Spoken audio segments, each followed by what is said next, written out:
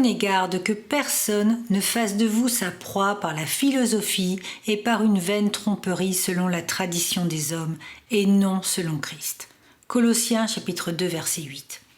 Au début de ma vie chrétienne, je m'instruisais en lisant ma Bible, un recueil de cantiques et quelques autres livres, dont ceux d'Andrew Murray et de Thomas à Kempis, entre autres.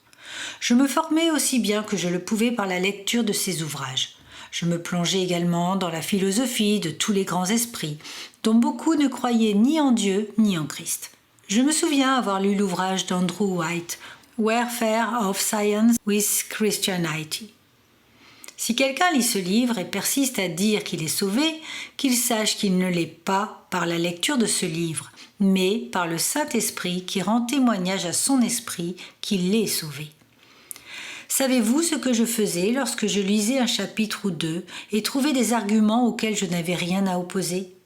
Je me mettais à genoux et avec des larmes de joie, je remerciais Dieu en lui disant que, en dépit de tout ce que ces livres affirmaient, je te connais, toi, mon Sauveur et mon Seigneur. Cette vérité ne se trouvait pas dans ma tête, mais dans mon cœur. Et cela fait une très grande différence. Si nous ne l'avions que dans notre tête, la philosophie pourrait nous être de quelque utilité.